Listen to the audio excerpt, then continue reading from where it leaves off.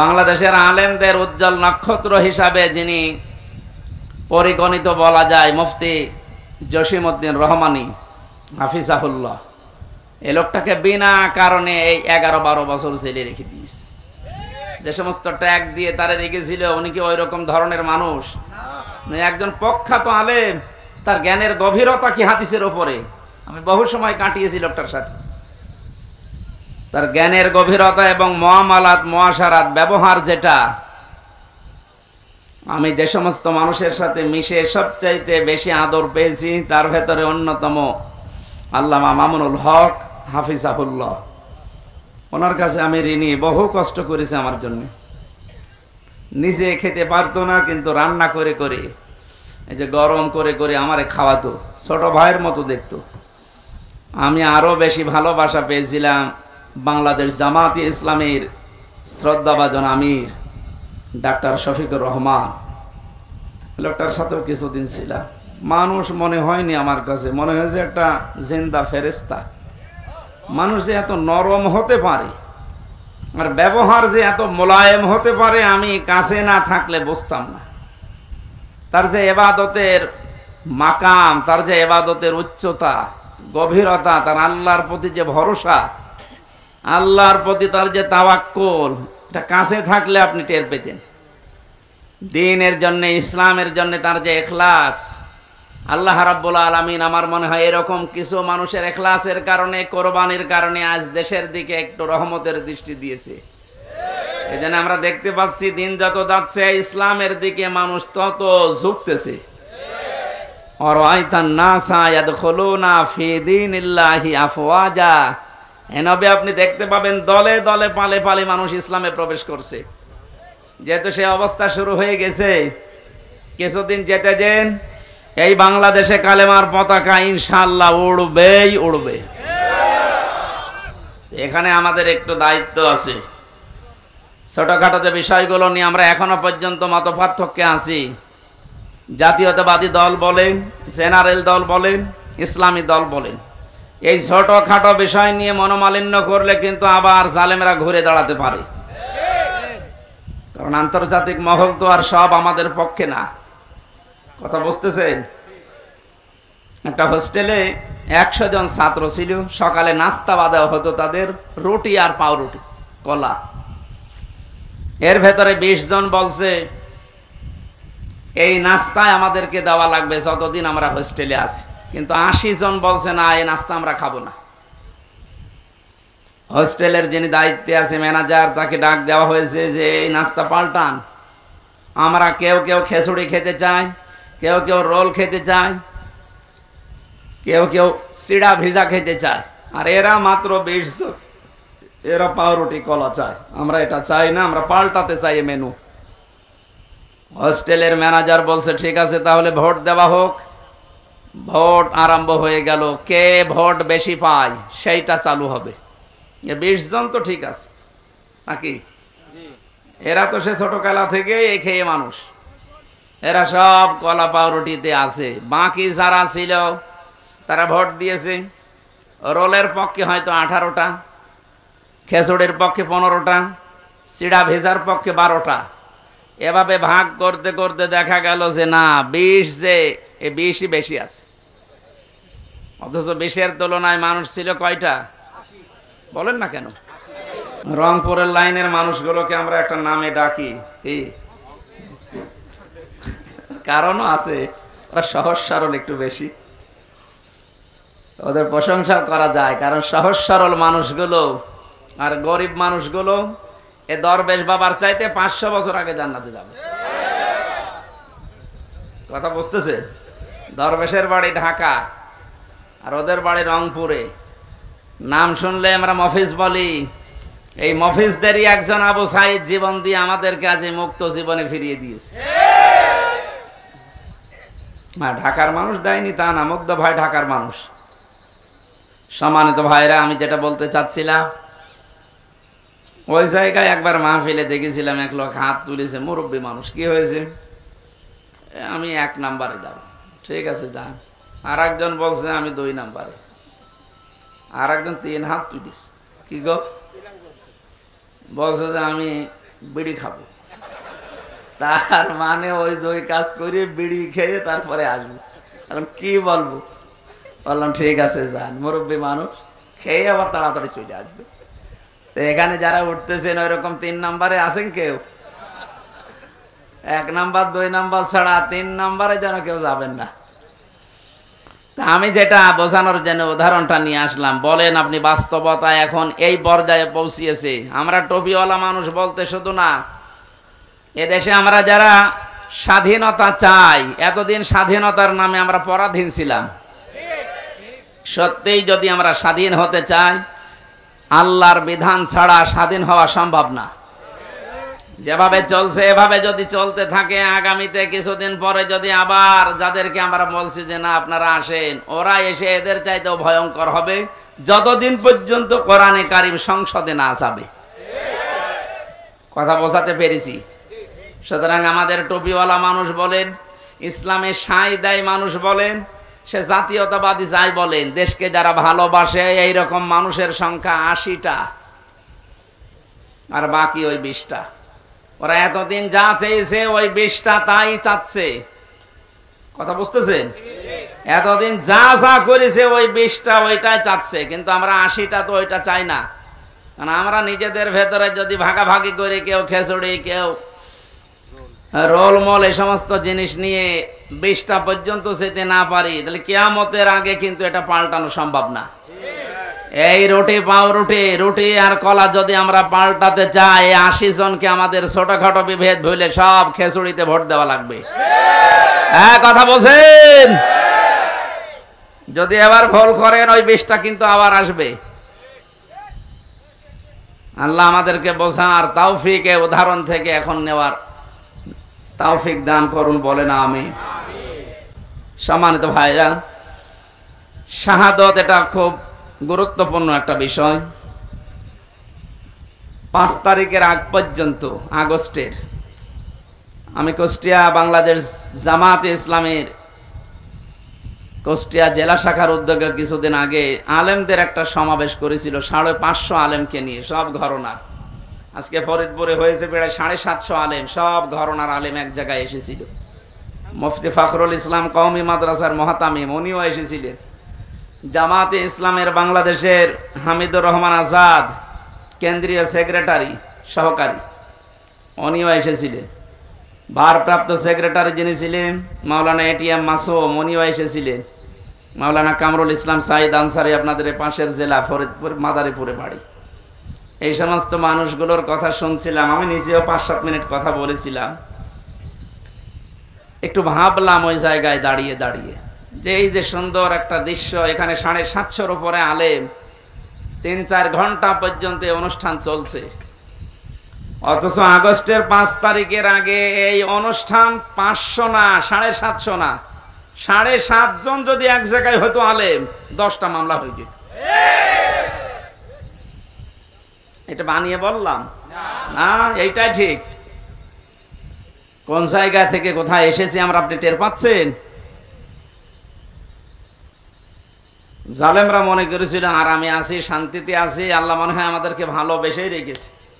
আমার যখন 11 সালে গ্রেফতার করেছিল ওসির বাড়ি গোপালগঞ্জে, আমার প্রথমে থানায় নিয়ে, মসজিদ থেকে জুমার নামাজ পড়ে কেবল বের হয়েছি সিঁড়িতে, আমার এসে গ্রেফতার করে নিয়ে চলে গেল। কি অপরাধ আমার? বলছে থানায় চলে। কি বলবেন তো? আপনি সুদের বিরুদ্ধে কথা বলেন কেন? এ কথা কি আমি বলি না আল্লাহ বলে? সুদের বিরুদ্ধে বক্তব্য কার? আমি তো শুধু অ্যাডভার্টাইজ করিস, আর ওই দায়িত্বই তো আমার। আমি অ্যাডভার্টাইজ না করলে আমার খবর হবে না। বিভিন্ন রকমের দোষ চাপিয়ে দিলে যে শিবির করে, শিবিরের রক কেটে বেড়ায় আন্দাজে। এই যে আমার বন্ধু পেছনে বসে আছে মাওলানা আবু তালেব, আমার অনার্স মাস্টার্স ওনার সাথে একসাথে ছিল বিশ্ববিদ্যালয়ে আল কোরআনে। জিজ্ঞাসা করেন তো আমি জীবনে কোনোদিন অ্যাক্টিভ হয়ে মিছিল মিটিংয়ে গেছি? আন্দাজে এক ট্যাগ লাগিয়ে দিলেন আপনি। আমারে বলে শিবিরের কেন্দ্রীয় লিডার। আরে শয়তান, শিবিরের কেন্দ্রীয় লিডার বুঝিস? এই জেনারেল দলের মতো নাকি একবার লাভ দিয়ে হঠাৎ করে ঘুম থেকে ভেঙে দেখছে সভাপতি? কত কাঠখড়ি পোড়ানো লাগে, সমর্থক হওয়া লাগে, কর্মী হওয়া লাগে, সাথী হওয়া লাগে, সদস্য হওয়া লাগে, এরপরও পদ চাইলে পাবেন না। এই রকম দৃশ্যগুলো পার করে কেন্দ্রীয় লেটার তো দূরের কথা, ভাবাও চায় না। সমস্যা কি আপনার? আরো পেছান, যে যেখানে আছে কথা বলবেন না। ও দেখতে পারে, পারুক না পারে না পারে। এ ট্যাগগুলো লাগিয়ে যখন থানাতে নিয়ে গেল, ওই দিন খুব অসহায় মনে হচ্ছিল নিজেকে। পুলিশের গাড়িতে ওই প্রথম ওঠা আমার, হাতের ভেতরে হ্যান্ডকাপ দিয়ে। এমনিতে আপনি নিয়ে যেতে পারতেন, আপনি তো দেখলেন যে মসজিদ থেকে আমি জমার খুতবা দিয়ে বের হচ্ছি, আমি কি পালিয়ে যেতাম? দুই হাতের ভেতরে হ্যান্ডকাপ লাগিয়ে মনে হচ্ছে কি বড় জিনিস ধরেছে, অথচ কিছুই না। থানায় নিয়ে আমার বলছে, হুজুর কুলিল্লাহুম্মা মালিকাল মুলকি তুতিল মুলকা মান তাশা। এই আয়াতের মানে কি? আল্লাহ যাকে চায় ক্ষমতা দেয়, যাকে চায় নামিয়ে দেয়। আমারে বলছে তাহলে প্রধানমন্ত্রী শেখ হাসিনাকে আল্লাহ দিয়েছে, এই তো জাগা মতো হাত দিয়েছে। যাতে মাতাল হলো তাহলে ঠিক আছে, বাড়ি ওই জায়গায় তো। আমার একটা আয়াত ওই সময় মনে পড়ে গেল, সূরা আলে ইমরানের 178 নম্বর আয়াতটা। আল্লাহ পাক বলেন, ওয়ালা ইয়াহসাবান্নাল্লাযীনা কাফারু আন্নামা নুমলি লাহুম খায়রুল লিআনফুসিহিম ইন্নামা নুমলি লাহুম লিয়াজদাদু ইসমা ওয়ালাহুম আযাবুম মুহিন। আল্লাহ পাক বলেন, হে নবী, কাফেরেরা কিন্তু ধারণা করে তাদেরকে আল্লাহ যে নিয়ামতগুলো দিয়েছে, ক্ষমতা, টাকা পয়সা, প্রভাব প্রতিপত্তি, এগুলো মনে হয় তাদের কল্যাণের জন্য ভালোবেসে দিয়েছে।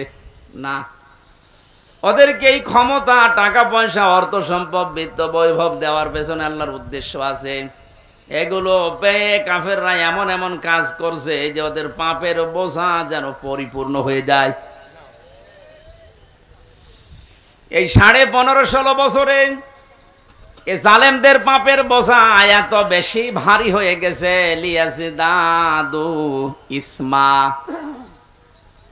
বৃদ্ধি হতে হতে পাপের বোঝা এমন জায়গায় পৌঁছিয়েছে, আপনি যদি বাস্তবতা দেখতেন তাহলে টের পেতেন যারা কোথায় পৌঁছিয়েছে। পৃথিবী থমকে দাঁড়িয়েছে আয়না ঘরের এই দৃশ্যগুলো দেখে, অথচ নিজে আমি দেখে এসেছি কত কঠিন মারাত্মক জায়গা এটা। মাটির উপরের ঘরেই মানুষ তালাবদ্ধ হয়ে থাকতে পারে না, আর মাটির নিচে কোনো আলো বাতাস নেই। এটা কি কবর নাকি সে নিজেও জানে না। 24টা ঘন্টা তালা লাগানো, এদিকে 2.5 হাত, এদিকে 1.5 হাত, এতটুকু জায়গায় সামনে একটা টয়লেট দেওয়া। জালেমদের এত দিন অত্যাচার, জুলুম, নির্যাতন করার পরও মন নরম হয় নাই। আর এখন মাঝে মাঝে ভিডিও বার্তা পাতায় যে আমার দোষ কি যে মানুষ আমারে তাড়িয়ে দিল। কোনো দোষ পাননি, এদিকে আসে, আপনার দোষ দেখাচ্ছে। আয়না ঘরের সাথে যারা সম্পৃক্ত, আমার মনে হয় একটাকেও আল্লাহ কোনোদিন ক্ষমা করার কথা না। কারণ যে কষ্ট তারা মানুষকে দেয়, পশুর সাথেও মানুষ এত বড় নিকৃষ্ট আচরণ করে না। আরে ভাই, সেখানে 1 ঘন্টা, 5 ঘন্টা, 10 ঘন্টা, 2 দিন, 4 দিন রেখে ছেড়ে দিলেও তো হয়। আপনি চিন্তা করতে পারেন, 8 বছর একটা লোককে ওইভাবে বেঁধে রেখেছে। সারা বাংলাদেশের সব মানুষ যদি এদেশের জালেম যারা ছিল তাদেরকে মাফ করে দেয়, ব্যারিস্টার আরমানের বউ জীবনও মাফ করবে না।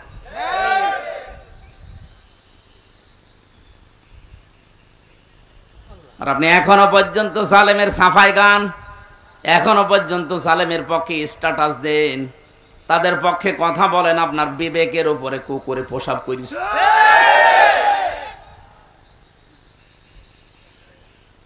বলে, আপা আপনি ঘাবড়াবেন না, আপনি ঘাবড়ালে আমরা নরম হয়ে যাই। সেনাবাহিনী ধরেছে ওইটারে নরম বানিয়ে ফেলেছে।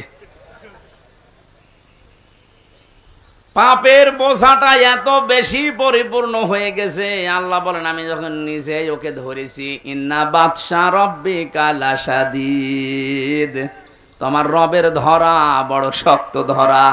ওয়ালাহুম আযাবুম মুহিন, তাদের জন্য অপমানজনক শাস্তি আল্লাহ রেডি করেছেন।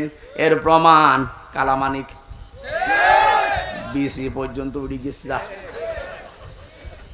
ফরিদপুরের একজন সন্তান খান সাহেব নামে, মতিয়ার রহমান খান, ও একটা ডাবিং করেছে টকশোর। কালামানিকের মহিউদ্দিন খান বলছে না, তাই বলে আমার বিসিতে মারবে।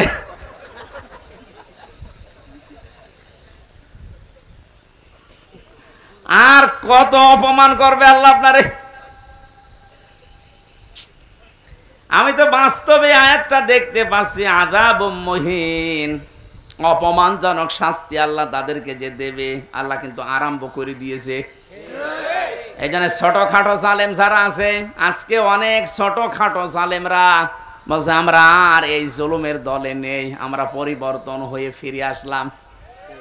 এখনো সময় আছে, আসেন তাড়াতাড়ি, নাতে মরণের ঘন্টা বেজে গেলে কিন্তু আর তওবা কবুল হবে না। কারণ জালেমদেরকে আল্লাহ এত বেশি ঘৃণা করেন। আল্লাহু লা ইয়াহদিল কওমাজ জালিমিন, আল্লাহ বলেন জালেমদের আমি হেদায়েত দিচ্ছি না, দেবও না। ইয়াহদি এটা মোজারে, বর্তমান, ভবিষ্যৎ, প্রেজেন্ট, ফিউচার। জালেম ছাড়া পৃথিবীতে জালেমের কোনো হেদায়েত নসিব হবে না। এখন হচ্ছে না, কিয়ামত পর্যন্ত আল্লাহ জালেমদের হেদায়েত দেবে না। এদের প্রতি আল্লাহর এত বেশি রাগ হয়ে যায়, ফেরাউনও কিন্তু শেষ। ও বলেছিল আন্নাহু লা ইলাহা ইল্লাল্লাহ, বলতে পারে নাই। আপনি তাফসিরে দেখবেন, ও যখন একবার পানির নিচে ডাকছিল, আবার উপরে ভেসে ওঠে, পানি খেতে খেতে পেট মোটা হয়ে গেছে। তখনও বলেছিল আন্নাহু লা ইলাহা ইল্লাল্লাহ, বলতে যাবে জিবরাইল এসে মুখের উপরে কাদা লাগিয়ে দিয়েছে। যত মানুষকে জুলুম, অত্যাচার, নির্যাতন, স্বৈরাচারী কায়দায় কষ্ট দিয়েছো, তোমার এই কষ্টের সাথে হাজার হাজার মানুষের চোখের পানি লেগে আছে। তোর এখন আর তওবা কবুল হবে না, তোর মুখ দিয়ে আল্লাহর ওই কালেমা এখন আর বের হবে না, তোকে আমি রেখে দিলাম, যা। আল আনা ওয়াকাদ আসাইতা ক্বাবলু ওয়া কুনতা মিনাল মুফসিদিন, এখন স্বীকার করছো যে আমি ভালো হয়ে গেলাম, এখন বলছো আমি তওবা করছি না, আজকে আর হবে না। এর পূর্বে তুই স্বৈরাচারী ছিলি। এই জন্য স্বৈরাচার যারা, ফ্যাসাদ যারা সৃষ্টি করে, জমিন যারা বিশৃঙ্খলা তৈরি করার চেষ্টা চালায়, আল্লাহ পাকের হেদায়েত থেকে তারা বঞ্চিত হয়ে যায়। ফেরাউনের জীবনী পড়ার পরে আমি লেডি ফেরাউনকেও মিলিয়েছি, সবগুলো খাপের খাপ মিলে যায়। ফেরাউন ক্ষমতা নেওয়ার পরে 4টা কাজ করেছিল ওর বন্ধু হামানের কথা মতো। এই পৃথিবীতে বহু ফেরাউন যারা আছে, সে পুরুষ হোক আর লেডি হোক, এই মানুষগুলোও দেখলাম এই 4টা কাজই হাতে নিয়েছে। হাজার হাজার বছর আগে ফেরাউন ওই সময় প্রথমে ক্ষমতা পেয়ে এই কাজ চালু করেছিল যে আসমানি কিতাবের শিক্ষা রাখা যাবে না। আমি যেটা দাবি করতে চাই, এই দাবি যদি আমি পূরণ করতে সক্ষম হতে চাই, তাহলে আসমানি কিতাবের আলোচনা চলবে না। কারণ দাবি করার চেষ্টা চালিয়েছিল আনা রব্বুকুমুল আ'লা, আমি সব চাইতে বড় রব, আমার উপরে আর কিছু চলবে না। ওটা নয় আরবিতে বলেছিল, এটা মাতৃভাষায় বাংলাতে অনেকেই বলছে আমার উপরে আর কেউ নেই, বেশি ঝামেলা করবা সব বন্ধ করে দেব, এরকম কথা বলতো না? কথা বলেন না কেন? এই কথাটা আপনি আরবি করেন তো, ফেরাউনের কথার সাথে পুরো মিলে যায়। প্রথমেই হাত দিয়েছিল শিক্ষা ব্যবস্থায়, আসমানি কিতাবের শিক্ষা থাকবে না। এই 15.5 বছরের ভেতরে এমন জায়গায় আমরা দেখলাম আসমানি কিতাবের শিক্ষা প্রায় পুরাপুরি মিটিয়ে ফেলেছে। গত পরশুদিন দেখলাম মাদ্রাসা ইসলাম শিক্ষা পড়াচ্ছে এক হিন্দু। চিন্তা করতে পারেন কোথায় পৌঁছিয়েছে? মাদ্রাসা ইসলাম শিক্ষা যদি একটা হিন্দু পড়ায়, বাকিগুলোর অবস্থা কি? দেশটা কোথায় পৌঁছিয়েছে? যে জাতীয় মসজিদের ইমাম পর্যন্ত পালিয়েছে।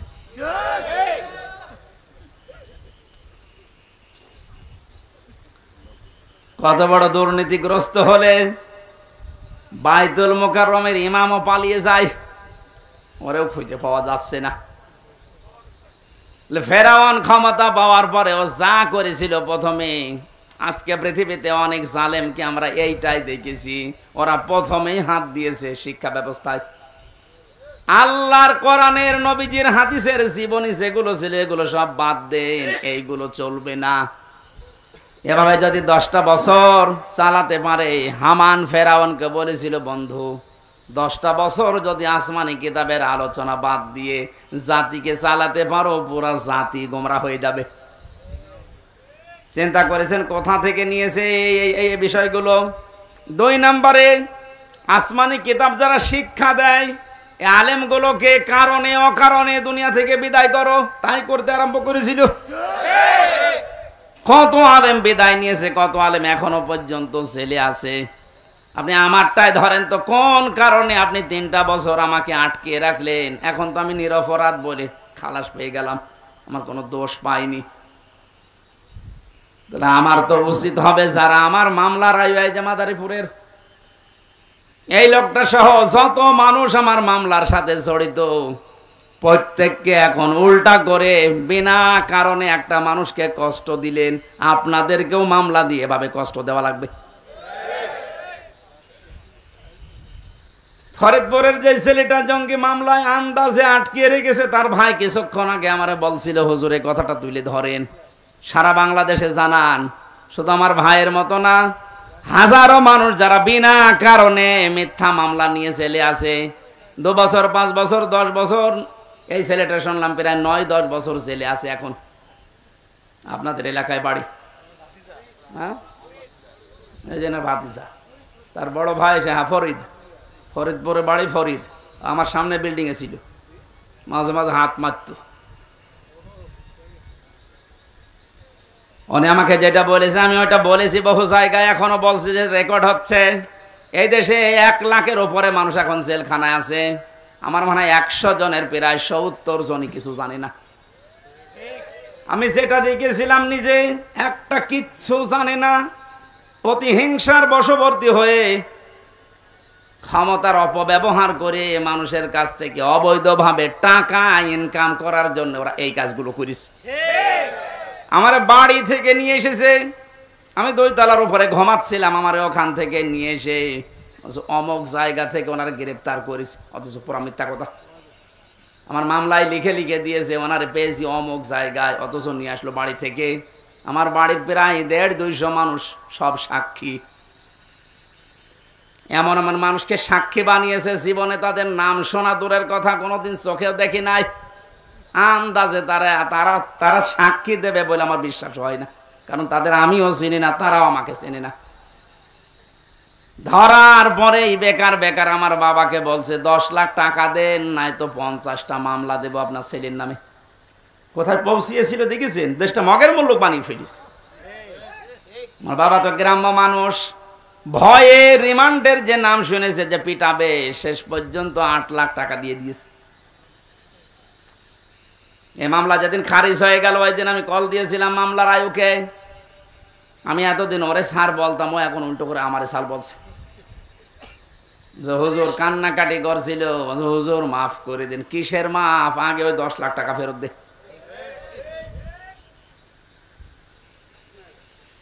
কারণে অকারণে হাজারো মানুষকে আপনি এভাবে জেলখানায় রেখেছেন, যাদের মামলা প্রমাণ হয়ে যাচ্ছে, যারা নির্দোষ খালাস পেয়ে যাচ্ছে। আমার মনে হয় উচিত হবে সরকারের এই মুহূর্তে আইন পাশ করা, যারাই মামলার আয়ু থেকে জড়িত উপর পর্যন্ত প্রত্যেকে এভাবে 8-10 বছর করে জেলে রেখে দেন, দেখেন কেমন লাগে। একটা মানুষ যদি পরিবারের যে মেন, সে যদি জেলে থাকে, তার পরিবারটা সে শুধু নষ্ট হয় না, তার পরিবারও শেষ। আমার 2টা মেয়ে, আমার স্ত্রী, আমার মা বাবা, আর তো কেউ নেই। আমার বাবা বৃদ্ধ, আমি নিজে শুধু ইনকাম করার মতো আমার একটা ব্যবসা ছিল কাপড়ের, সেটাও ধ্বংস হয়ে গেছে। আপনি সব কিছু নষ্ট করে দিলেন। 3টা বছর কি কষ্ট দিয়েছেন বাড়ির মানুষকে। প্রতি মাসে মাসে জেলখানায় টাকা পাঠাও, মামলার পেছনে খরচ করতে করতে আমার বাবা নিঃস্ব হয়ে গেছে। আর মানুষও যে এত সিটার বাটপার, এই গ্রাম্য মানুষটার কাছে যে বলতো আপনার ছেলেকে আমরা বের করে দেব, 5 লাখ টাকা দেন। মানে তো জমি বিক্রি করে বলতো ভাই তাড়াতাড়ি করেন। শেষে 2-1 মাস 3 মাস ঘোরার পরে বলতো পারলাম না, টাকা ফেরত দেন, টাকা খরচ হয়ে গেছে। এভাবে একটা মামলা 30 বার যদি হাইকোর্টে তোলা হয়, আপনি কত টাকা খরচ হয় হিসাব করেন। এই জন্য বলছি, যারা এভাবে মামলা দিয়েছেন, মিথ্যা মামলা যেগুলো প্রমাণ হচ্ছে না, এরা কিছু জানে না। 2 বছর 5 বছর 10 বছর পরে খালাস পেয়ে যাচ্ছে বেকসুর, তার মানে ওর অপরাধ আপনি পাননি। কথা বলেন না কেন? আদালত কোনো অপরাধ প্রমাণ করতে পারেনি, এই জন্য তো খালাস দিয়েছে। সুতরাং আশা করব যারা এর সাথে জড়িত, এদের বিরুদ্ধে আজ আমরা মামলা দিয়ে এদেরকেও 3 বছর জেল খাটাবো। দেখ, আপনার ছেলে মেয়ে নষ্ট হয়ে যাবে, আপনার বউ নষ্ট হয়ে যাবে। আরমান আজমি, আমান আজমির বউ পর্যন্ত চলে গেছে, অন্য জায়গায় বিয়ে করেছে। আপনি চিন্তা করতে পারেন, কারণ সে তো জানতো না যে আমার স্বামী বেশি আছে কিনা, এ মহিলারও কোনো দোষ নেই। কিন্তু ব্যারিস্টার আরমানের স্ত্রীটা 8 বছর পর্যন্ত টিকে ছিল, সেও তো জানতো না আমার স্বামী বেশি আছে না মারা গেছে। কত বড় কঠিন হৃদয়ের মানুষ আপনি ছিলেন। আপনি সব জানতেন যে ওকে কোথায় কোথায় রেখেছি। কত কান্নাকাটি করেছে ইলিয়াস আলীর স্ত্রী, তার সন্তান এসে। এত বড় অভিনয় করলেন কি করে? ইলিয়াসের মেয়েটার মাথায় হাত দিয়ে বলছে তোমার বাবা কোথায় আছে আমি খোঁজ করে দেখবো, অথচ তখন মারা হয়ে গেছে তারে। এইরকম অভিনয় করে আপনি পার পেয়ে গেলেন দুনিয়ার মানুষের সামনে। আমি এই জন্য বলছিলাম, বাংলার 18 কোটি মানুষ আপনাকে মাফ করে দিলেও ব্যারিস্টার আরমানের ইলিয়াস আলীর বউ আপনাকে মাফ করবে না। আমার 3 বছরে আমার বউ আপনাকে মাফ করবে না। আমার ওই ছোট মেয়েটা 1 বছর রেখে গিয়েছিলাম জেলে, এখন ওর 4 বছর, ও তো আপনারে মাফ করবে না, কারণ ও আমার চেনে না। ও মনে করে এরকম বহু হুজুর বাড়ি আসে, এটা ওই রকম হুজুর। আমি যেদিন জেলখানা থেকে বাড়িতে ঢুকলাম, ওরে কোলে নিয়েছি, আমারে বলছে হুজুর আমাদের বাড়িতে চলেন, শাস্তি দিতে পারতেন। আপনি নিজেও জানেন, এমনকি অফিসাররা আমারে বলতো হুজুর আপনি কিছু করেননি, আমরা জানি। কত বড় শয়তান দেখেছেন? নিজেরা বলতো যে আপনি কিছু জানেন না, আমরা জানি, তারপরও ওরা এই অবস্থাগুলো করেছে। এমনি জেলে দিলে তো হয়তো, জেলে গেলে সারাদিন ঘোরাফেরা করা যায়, বিশাল এরিয়া। এরকম গ্রামের মতো 3-4 গ্রাম মিলে একটা জেলখানা, কাশিমপুর কারাগার, এরকম 3-4 গ্রাম মিলে 1 2 3 4। এখানে সারাদিন যদি ঘোরাফেরা করেন মনে হবে বাড়ির মতোই আসি। বিকাল 5টার সময় তালা লাগিয়ে দেয়, সকাল 7টায় আবার খুলে দেয়। বিভিন্ন মানুষের সাথে দেখা হয়, জেল খাটা ঝামেলা না, খাবারের সমস্যা আছে।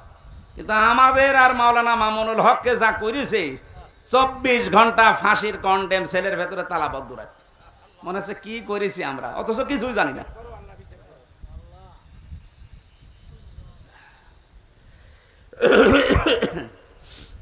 আমি আযাব মুহিনের কথা বলছিলাম। জালেমরা মনে করে আল্লাহ আমাদেরকে ভালোবেসে ক্ষমতায় রেখেছে। ওই যে ওসি সাহেব যেটা মনে করেছিল, আল্লাহকে ভালোবেসে মহব্বত করে কল্যাণের জন্য ওদের ক্ষমতা দেয় না, ওদের পাপ যেন পরিপূর্ণ হয়ে যায়, এই জন্য আল্লাহ দিয়ে রাখে। আমার মনে হয় খাপের খাপ এই আয়াতটা ওদের সাথে মিলেও গিয়েছে। যখনই পরিপূর্ণ হয়ে গেছে, এত বড় বড় দল বাংলাদেশে 17 বছর বহু চেষ্টা করেছে, চুল পরিমাণ নড়াতে পারে নাই। অথচ মাত্র কিছু ছাত্র, আমার মনে হয় আল্লাহ এদেরকে আবাবিল পাখির মতো ব্যবহার করেছে,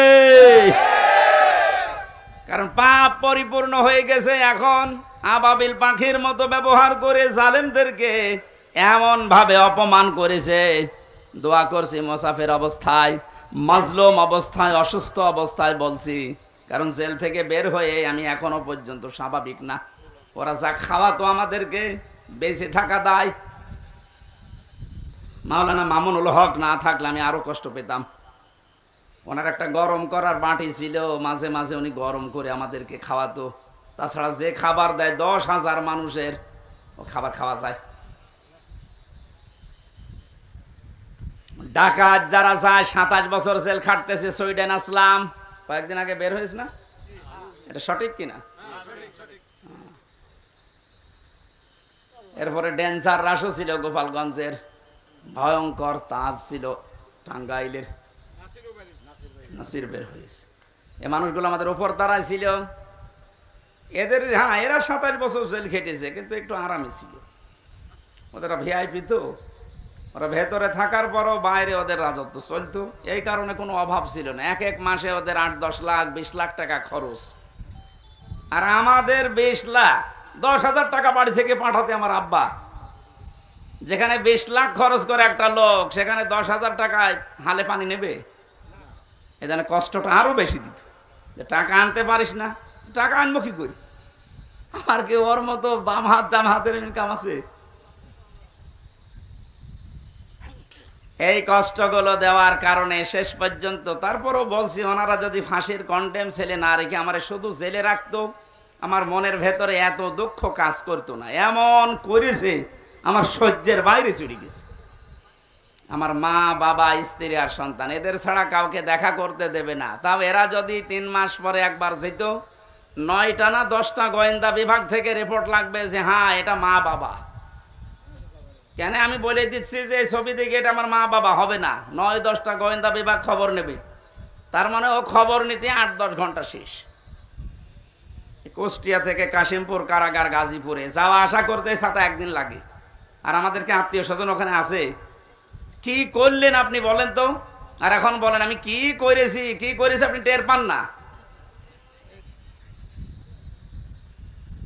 এখানে জুলুম যারা করেছেন তারা তো আমাদের মামলার আসামি শুধু না, আপনার আল্লাহর মামলার আসামি।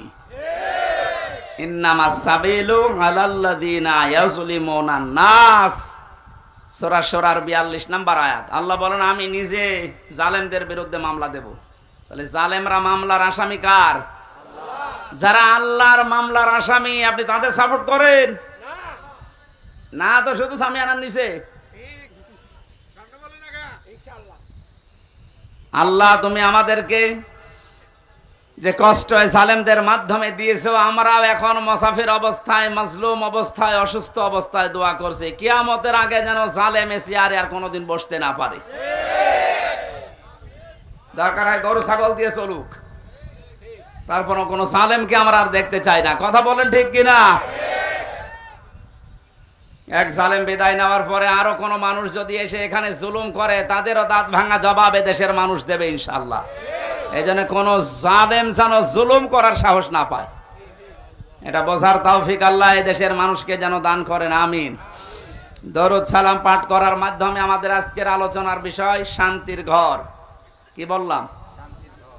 বাংলাদেশটাকে একটা ঘর মনে করেন, এটাকে শান্তি দিয়ে পরিপূর্ণ করার জন্য কি লাগবে? সূরা ইউনূসের এই 25 নম্বর আয়াতে আল্লাহ আমাদেরকে সেটা শুনিয়েছেন। আল্লাহর কথা শুনি আমরা ওইভাবে দেশটা সাজাবো, পুরা দেশটাকে আল্লাহ শান্তি দিয়ে পরিপূর্ণ করে দেবেন ইনশাআল্লাহ।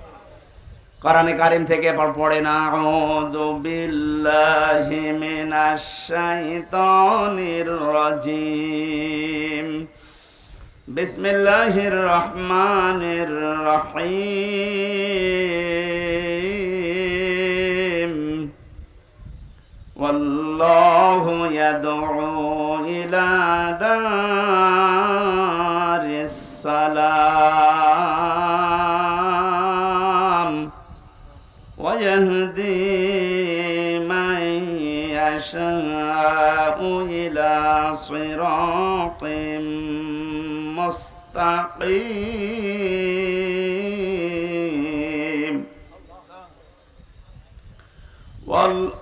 للذين أحسنوا الحسنى وزيادة। আপনাদের কষ্ট হয়ে যাচ্ছে? নিচে কি ভেজা নাকি? একটু খেয়াল করে শুনবেন, আমরা তাফসীর আকারে কথা বলবো ইনশাআল্লাহ। সূরা ইউনূস কোন সূরা? বলেন। এটা একটা নবীর নাম। কার নাম? মানুষ বিপদে পড়লে একটা দোয়া পড়ে, দোয়ার নাম কি? জালেমরা এমন বিপদে পড়েছে এই দোয়াও পড়তে পারে না, কারণ আল্লাহ যারে বসিয়েছে তার নাম ইউনূস। ও পড়বে কি করি? ইউনুস পড়তে গেলে ওর নাম আসবে, এই জন্য বলছে আমি এমন ঝামেলা আছি, বিপদে পড়ে যে ইউনুস পড়বো সে কায়দাও নেই, যে আসতেছে ওর নাম কি?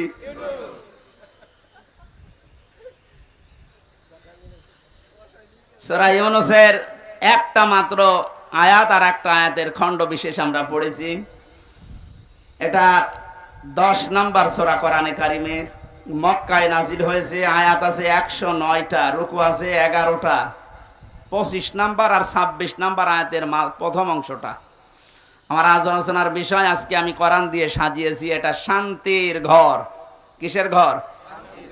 ঘরটা যদি শান্তির হয়, এ পৃথিবীর মানুষের হায়াত বেড়ে যাবে।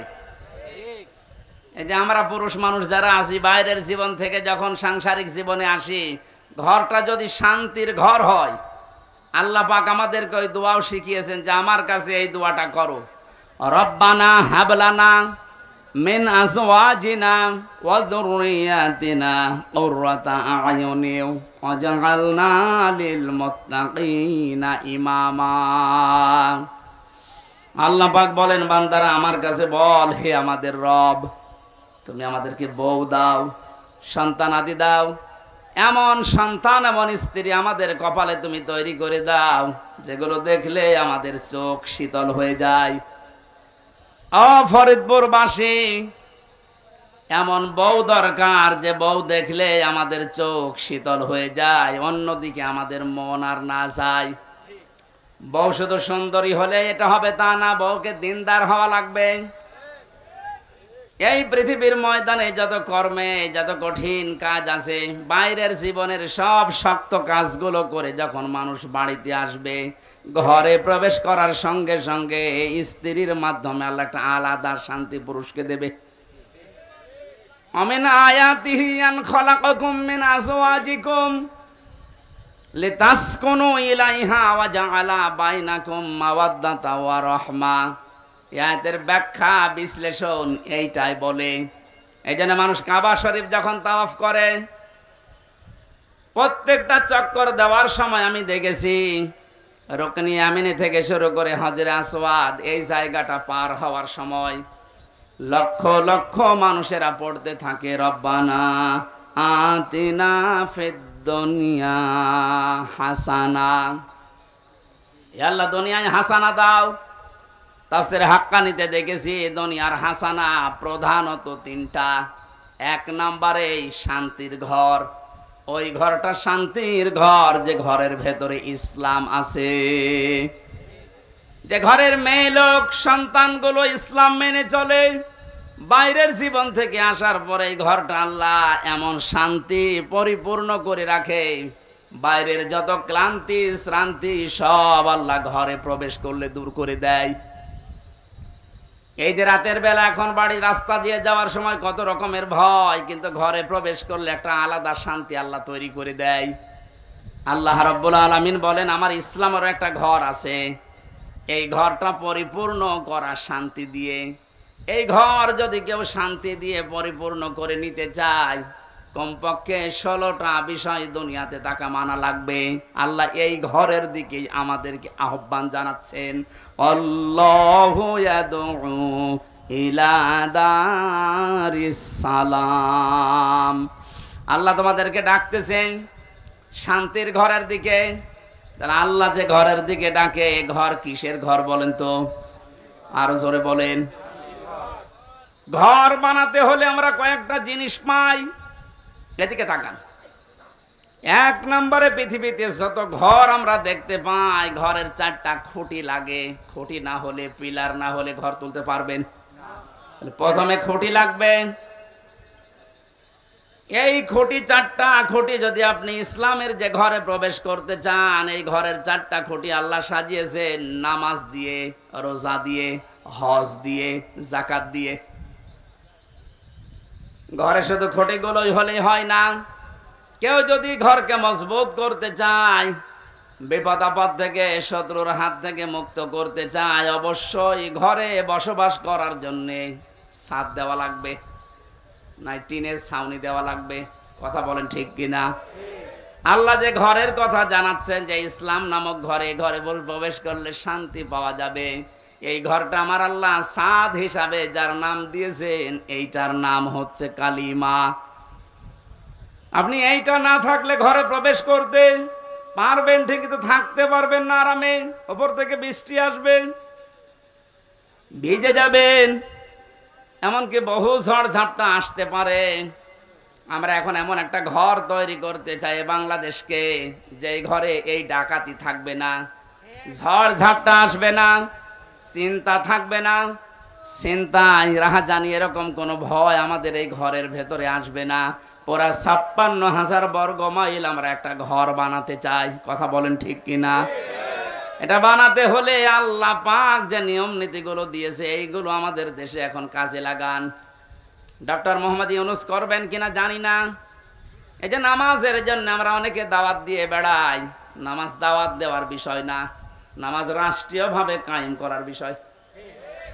কোরআনে কারীম জানিয়েছে আল্লাযীনা ইম্মাক্কান্নাহুম ফিল আরদি আকামুস সালাহ ওয়া আতাউয যাকাতা ওয়া আমারু বিল মা'রুফি ওয়া নাহাউ আনিল মুনকার ওয়ালিল্লাহি আকিবাতুল উমুর। আল্লাহ বলেন, আমি কোন মুমিনকে যদি রাষ্ট্র ক্ষমতায় বসাই, ক্ষমতা পাওয়ার পরে তার কাজ হবে নামাজের বিল সমাজে জারি করা।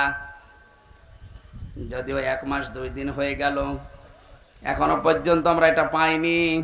তাহলে এমন মানুষকে এখানে পাঠাতে হবে যে মানুষগুলো এসে আল্লাহর কোরআনের এই কথাটা পালন করবে। কথা বলেন না কেন? এটা যদি রাজনীতি মনে করে আপনি চলে যান, আপনার কপালে আগুন লাগবে। এটা হামজা বানাচ্ছে না, আল্লাহ বানিয়ে দিয়েছেন। শান্তির ঘর তৈরি করতে হলে মাস্ট বি নামাজ রাষ্ট্রীয়ভাবে নিয়ে আসা লাগবে। তো আমি দাওয়াতি কাজ করে সলিমদ্দি ভাই কলিমদ্দি ভাই নামাজ পড়তে যাই, এভাবে দাওয়াতি কাজ করে কয়জন আসবে? এটা আইন পাশের বিষয়। আল্লাহ এমন একটা শান্তির ঘর তৈরি করে দিতে চান।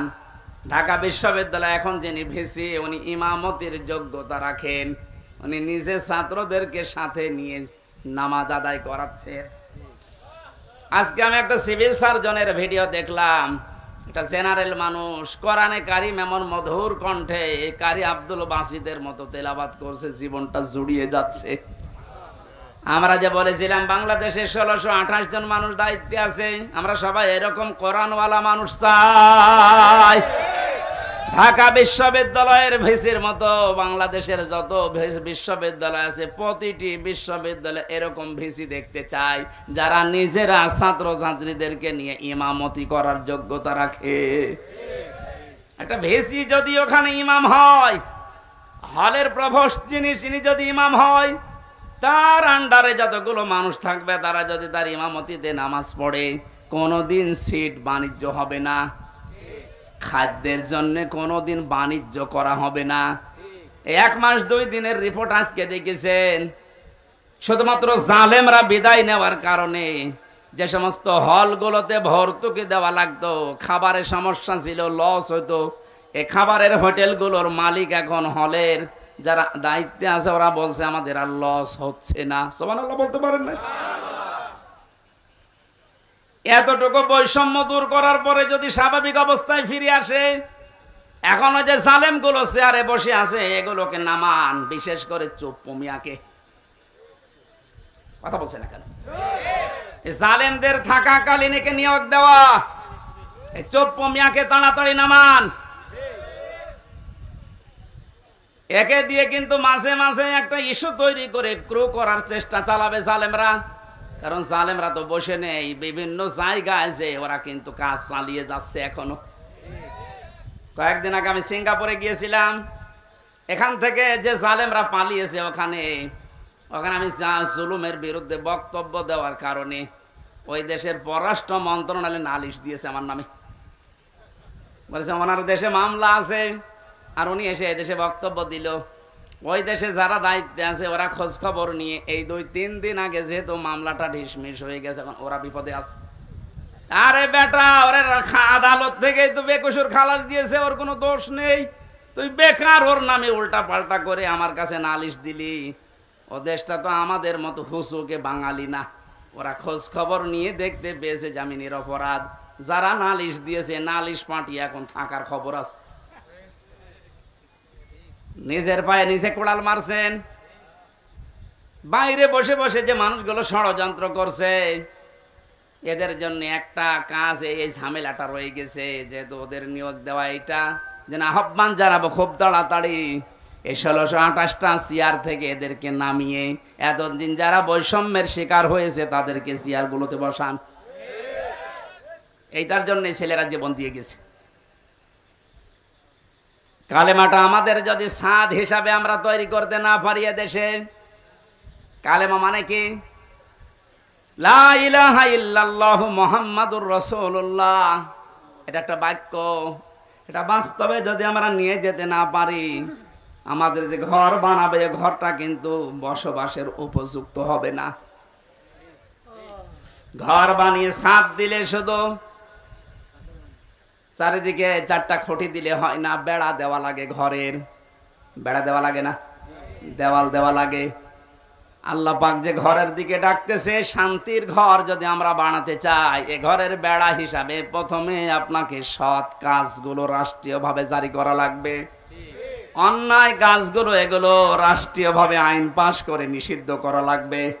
এটা যদি রাষ্ট্রীয়ভাবে নিষিদ্ধ হতো, বাংলাদেশের বহু ব্রিজের এই অবৈধ টোলগুলো বন্ধ হয়ে যেত। এটা বন্ধ হয়েছিল 5 তারিখের পর কিছু কিছু, আবার জালেমারা অনেকে এই বিভিন্ন কায়দা এটা আরম্ভ করছে কিছু মোনাফিকের নাম দিয়ে। আমার কথার অর্থ বোঝেন? অনেক মোনাফিক এখন কিন্তু মাঠে নেমে পড়েছে। অল্প কিছু অত্যাচারের শিকার যারা হয়েছিল তারা এখন সুযোগের সদ্ব্যবহার করছে, আবার ওইগুলো জারি করে আবার বৈষম্য তৈরি করা, আবার সংস্কারকে ধ্বংস করে দিয়ে রাষ্ট্র সংস্কারের জন্য তারা দাবি তুলে জীবন দিয়ে গেল।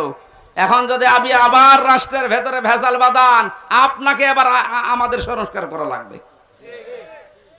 যেন আমরা বেড়া দিতে চাই, এমন বেড়া যে বেড়া থাকলে কোনোদিন বেড়া টপকিয়ে ঘরের মানুষকে আক্রমণ করতে পারবে না বাইরের লোক।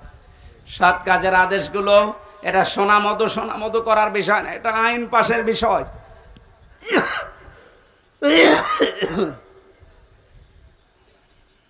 সামাজিক জীবন ঠিক করা লাগবে চালানা হিসাবে। ঘরের চালানা লাগে, ভেন্টিলেটর লাগে। পারিবারিক জীবন ঠিক করা লাগবে এই ঘরকে মজবুত করার জন্য। পারিবারিক জীবন ঠিক করার সেই সর্বপ্রথম যেখান থেকে বিয়ে করে মানুষ শুরু করে, ওখান থেকে ইসলামকে নিয়ে যান। বাংলাদেশে বহু জায়গায় বিবাহের ক্ষেত্রে দেখা যায় হারাম কাজ দিয়ে বিয়ে আরম্ভ হচ্ছে। অনেক ছেলে তার বাবাকে সহ দেখতে যায় মেয়ে। কোথায় পেয়েছেন এটা? ওই মেয়েটাকে আপনি বিবাহ করবেন, আপনার জন্য দেখা যায় যাচ্ছে একবার, আপনার বাবার জন্য দেখা যায় যাচ্ছে বিয়ের আগে। এই কথা বলেন না কেন? বিয়ের আগে যে আপনি তাকে দিয়ে দেখাচ্ছেন, কিন্তু হারাম দিয়ে শুরু করছেন। অনেকে আবার দোলা ভাই নিয়ে যায়। এই যে পারিবারিক জীবনের যে বেড়াটা, যে চালানাটা আমরা নষ্ট করে ফেলেছি আজ, এই জন্য মায়েদের পেটে এখন আর আব্দুল কাদের জেলানি আসে না। এক কথা বলছে না কেন? আসলে আজকেও কত মানুষ দোয়া চাচ্ছিল। আমি দিনের বেলা আজকে মাহফিল ছিল আমার মাগুরা শ্রীপুরে, কত মানুষ ছোট ছোট বাচ্চা নিয়ে এসে দোয়া চাচ্ছে। তো দোয়া করেন ছেলে যেন আব্দুল কাদের জেলানি হয়, অমুক হয়। আব্দুল কাদের জেলানি ছেলে এমনি হবে? আব্দুল কাদের জেলানি যে মায়ের পেটে এসেছিল, ওই মায়ের পেটের দিকে তাকান আর আপনার স্ত্রীর পেটের দিকে তাকান। এর পেট তো পরিমরির চাইতে খারাপ। এক কথা বলেন। সারা দেশের মানুষ দেখা শেষ, আর আব্দুল কাদের জেলানির মায়ের পেট তো ওই রকমই ছিল। ওনার জীবনী পড়তে গিয়ে পেয়েছি, মাকে একদিন জিজ্ঞাসা করছে, মা আমাকে পেটে রাখা অবস্থায় তুমি কোনো হারাম কাজ করেছিলে? মা তো মন খারাপ করে ফেলেছে, ডাক দিয়ে বলে, সন্তান আমার কি বললি? তোকে পেটে নিয়ে কোনো হারাম কাজ করবো মানে? হ্যাঁ, আমার মনে হয় তুমি আমার পেটে নিয়ে কোনো হারাম কাজ করেছিলে, নয়তো আমি যা পড়ি আমার কোনো পড়া মনে থাকতে চাই না। মা বলছে, বাবারে প্রশ্ন যখন করলি, তোকে পেটে নিয়ে কোনো হারাম কাজ করেছি বলে আমার মনে হয় না, তবে একটা কথা আমার মনে আছে, আমার পেটে যখন তোর বয়স 9 মাস, কয় মাস, তোকে নিয়ে আমি বেড়াতে গিয়েছিলাম তোর নানির বাড়ি। উঠানের উপরে দেখলাম কিছু আচার রোদে শুকাতে দিয়েছে, ওইটা আমি তুলে খেয়ে ফেলেছিলাম। পরবর্তীতে জানলাম যে ওটা পাশের বাড়ির একজন রোদে শুকাতে দিয়েছে। ও বাবা আব্দুল কাদের, মানুষের জিনিস আমি না বলে খেয়েছি, আর এটা হচ্ছে চুরি। এটা কি? কারো জিনিস না বলে খাওয়া, না বলে নেওয়া, এর নাম চুরি। এর নাম কি? আরো জোরে বলেন। যেহেতু আমি চুরি করে ফেলেছি, ওই হারাম মালের প্রভাব তোর মেধার উপরে পড়েছে, এই কারণে তোর পড়া মনে থাকে না। ফরিদপুরের মা বোনেরা, আপনারা আছেন কিনা আমি জানি না, আপনার পেটে আব্দুল কাদের জেলানি, ফাতেমাতুজ জোহরা এমনি আসবে। তার সন্তান পেটে রাখা অবস্থায় মানুষের জিনিস না বলে খাওয়ার কারণে তাও ভুল করে মনে করেছিল আমার নিজের মায়েরটা। এই কারণে যদি মেধার উপরে সন্তানের প্রভাব পড়ে, আর আপনারা আমাদেরকে পেটে নিয়েছে যারা, ওরা কত কিছু না বলে খেয়ে হজম করে ফেলে। আমাদের পারিবারিক জীবনের যে এই যে বেড়াটা ছিল, দেওয়ালটা ছিল, এটা আমরা নষ্ট করে ফেলেছি। এখন আবার আরম্ভ করেন আস্তে আস্তে ভালো করার। একজন মহিলাকে 14 জন পুরুষ মানুষ দেখতে পারে, কিন্তু মুখমণ্ডল, হাতের কবজি আর পায়ের পাতা বাদ দিয়ে পুরা শরীর ঢেকে রাখা লাগবে। আর বাকি কারো সামনে তো মেয়েদের যাওয়া জায়েজ নেই। যে 14 জন পুরুষের সামনে আপনি যেতে পারবেন, তার ভেতরে আপনার বাবা দুধ বাবা না, আপনার আপন বাবা হওয়া লাগবে, নাম ডাকা বাবা না। অনেকে ধর্ম বাবা পাতিয়েছে, তার সামনে কোনো পর্দা নেই, বাবা শাহজালাল, সব হালাল। এটা জায়েজ আছে? কিসের ধর্ম বাপ? আপনি শুধু যেতে পারবেন আপনার আপন বাবার সামনে, আপনার নিজের ছেলের সামনে, বোনের ছেলের সামনে, মেয়ের জামাইয়ের সামনে। মেয়ের জামাই মানে কি? মেয়ের স্বামী যেটা, ওটা আপনার জামাই। তো এটা আবার এই এলাকা অনেকে বোঝে না। চট্টগ্রামে আবার ওর স্বামীকে বলে জামাই, তারপর আর এক ভেজাল। এই জন্য বলছি, মেয়ের যেটা স্বামী ওইটা তো আপনার জামাই হয় সম্পর্কে, তার সাথে আপনি দেখা করতে পারবেন শাশুড়ি হিসাবে, কিন্তু মুখমণ্ডল, হাতের কবজি, পায়ের পাতা, এ পুরা শরীর ঢেকে রাখা লাগবে। মাথার চুল নিজের মেয়ের স্বামী ওই জামাইকে দেখানো জায়েজ নেই। কিন্তু অনেক শাশুড়ি চুলে শ্যাম্পু করে দেখায় যে বাবাজি। শেষ পর্যন্ত অনেক শাশুড়িকে নিয়ে জামাই যে পালিয়ে গেছে, এ বাংলাদেশে নেই। আমাদের এই বেড়া এমন নড়বড়ে হয়ে গেছে, এ বেড়া দিয়েছে এসে ঢুকে পড়ে। এ বেড়ায় শান্তি আসবে? শুধু এ দেওয়ালগুলো না, বেড়াগুলো না, এরপর আবার জ্বালানা আছে। এই জ্বালানাগুলোর নাম আল্লাহর কোরআনে আমি বিভিন্ন জায়গা থেকে মিলিয়ে পেয়েছি। অর্থনীতির জ্বালানা লাগানো লাগবে, সাংস্কৃতিক জ্বালানো লাগানো লাগবে। আর সাংস্কৃতিক জগৎটার জ্বালানা আমরা এমন ভাবে খুলে দিয়েছি, ভারতের আগ্রাসন, আকাশ সংস্কৃতির নামে এমন এমন কিছু আসে। এখন শুনলাম যে নাকি ভারতের এই 36টা চ্যানেলের অনেকগুলো চ্যানেল বন্ধ হয়েছে। আমি জানি না, এটা আইন পাশ করে এই মুহূর্তে বন্ধ করে দেওয়া দরকার। কোনো শিক্ষা নেই এই চ্যানেলগুলোতে, বিশেষ করে স্টার জলসা, স্টার প্লাস, যে প্লাস, যে বাংলা, কি শেখেন এখান থেকে? শুধু তালাতালি করা আর এর কথা ওর কাছে লাগানো। ডক্টর মোহাম্মদ ইউনুস একটা নবীর নাম, এরপর আবার মোহাম্মদ, দুইটা। আপনি ডক্টর মানুষ, অনেক শিক্ষিত মানুষ, আশা করব বাংলার জনগণ আশা করে আছে 96% মুসলমান। আপনি তাড়াতাড়ি আইন পাশ করে ভারতের এই 36টা চ্যানেল বন্ধ করে দিন। এত বড় দেশে বাংলাদেশের একটা চ্যানেলও চলে না। একটা চ্যানেল চলতো তাও আংশিক, এটিএন বাংলা, বাকি একটাও চলে না। আমি তো বহুদিন ভারতে থাকতাম, অথচ 36টা চ্যানেল চলছে এই দেশে। তাও শিক্ষামূলক কিছু দেখলে দেখা যায়। সব আকাশ সংস্কৃতির নামে এমন এমন কিছু দেখায়, আমার মনে হয় বাবা আর মেয়ে এক জায়গায় বসে দেখলে দুইজনে অজ্ঞান হয়ে যাবে। এই কথা বলছে না কেন? তাহলে এই জ্বালানাটা, এই যে সাংস্কৃতিক জগতের জ্বালানা, অর্থনীতির জ্বালানা, সামাজিক জীবনের জ্বালানা, এই জ্বালানাগুলো ঠিক করার দরকার না?